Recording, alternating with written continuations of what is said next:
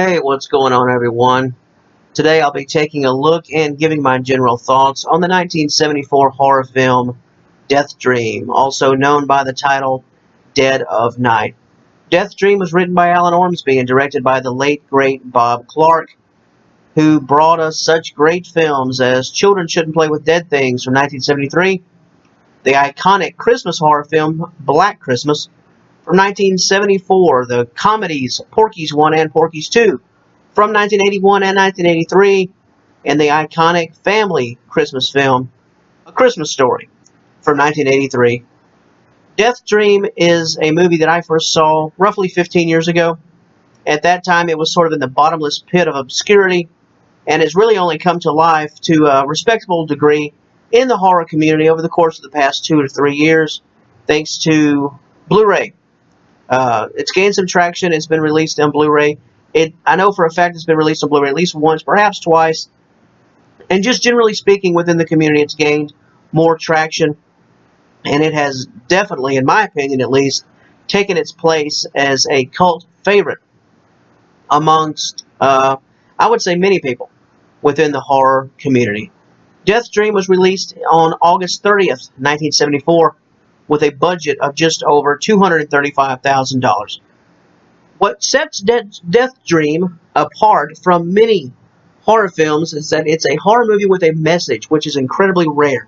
And that message is somewhat of a social political commentary concerning Vietnam, more so Vietnam veterans. Our boys coming back from service, what they went through, their combat, returning from combat, and their mental and physical trauma and suffering. This movie literally is living in the shadow of Vietnam. So when this movie came out in real time, what was happening in real time was that Vietnam was still very much in the headlines. So the backdrop of this movie is not only the Vietnam War, but the controversy of the war itself. When you take the realness of Vietnam and the stigma behind the Vietnam War and mix it with a horror plot, you get a very interesting movie. Deathdream certainly holds up. Some 40 years later, over 40 years later, it's still a great, great movie. I watch it at least twice, two, 3 times a year. I just think it really stands up. The movie begins with our main character, Andy Brooks. He is in combat in Vietnam. He is shot by a sniper, and he is killed. His mother, she is in complete denial that this is happened. The first thing that happens, of course, is they get the knock at the door, and the news delivered to the family, Andy's parents and his sister, that Andy has been killed in the line of duty.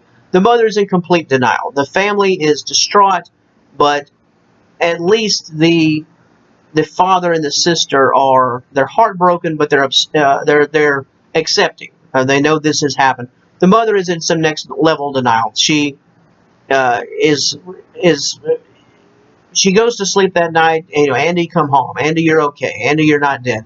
The backbone of this film, in addition to Vietnam, it's sort of based on the W. Jacobs short story called The Monkey's Paw, which is basically this notion that if you pray for something, if you wish for something, if you want something so bad, when you finally get it, it's not quite what you thought it would be because you have interfered with fate. In this case, Andy has been killed, and you can pray for Andy to come back, you can wish Andy back, but if he comes back, be careful what you wish for, because you have meddled with fate. And when you meddle with fate, some bad things happen, and that spins the wheels into motion of what the movie Deathdream is all about. Not long after Andy dies, and Andy's mother, please come home, guess who's back? Andy has returned. He's standing in their kitchen, not a scratch on him. He's in full uniform. But there's something that's just off about Andy. What's off about Andy? It's quite obvious, is he's a walking corpse. He is very quiet. He sort of just goes through the motions of life. His personality is nothing like the personality of the son they knew before. The father recognizes this from the word go, but the mother is in next level denial, and that denial only gets worse and worse as the film goes on.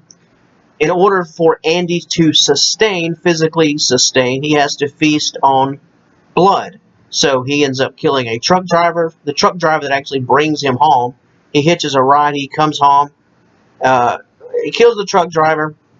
He ends up killing the town doctor. So he is picking off people one by one, basically in order to fulfill his mother's wishes of him being back, of him being home, in order to stay somewhat together, literally and figuratively. He has to feast on human blood. So we have multiple subplots going on at the same time.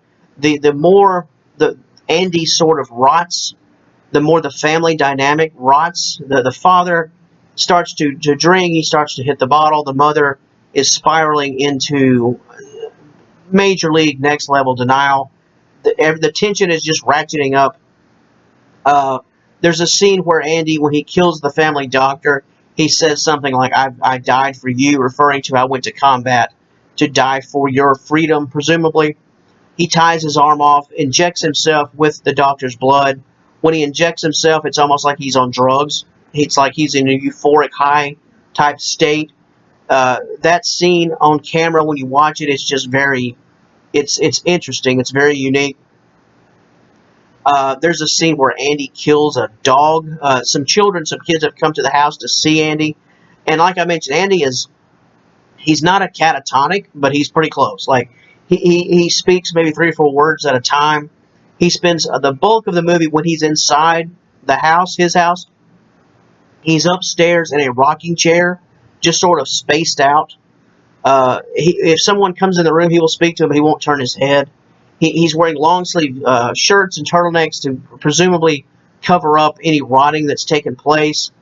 Well, there comes a point where, he can't get human blood every time he wants it, so everything comes to a head where he is at a drive-in with presumably the young lady he was dating before he went into combat. She's happy to see him because, Andy's come home. It's the buzz all over town is that Andy has come home, Andy has come home. So people are anxious to spend time with him, to see him. So he's at this drive-in with this young lady and some other friends. Well, he's in a full turtleneck, dark glasses. I mean, this is you know what's about to. It's the culmination is about to take place. Well, Andy's skin starts to fall off. Literally, his face starts to peel away, and all heck breaks loose.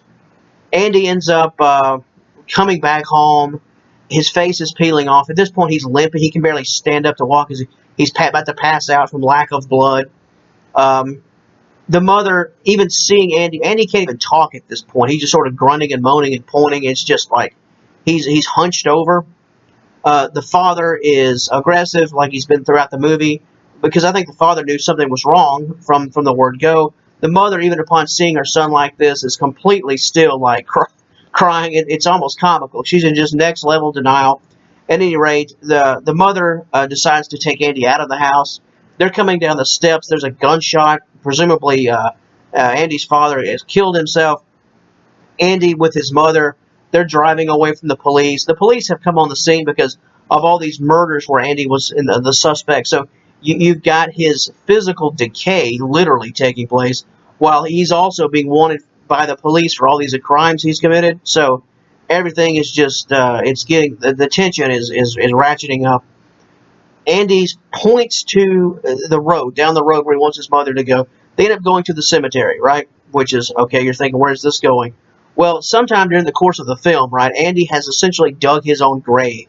He's written his birth dates and death date and a marker.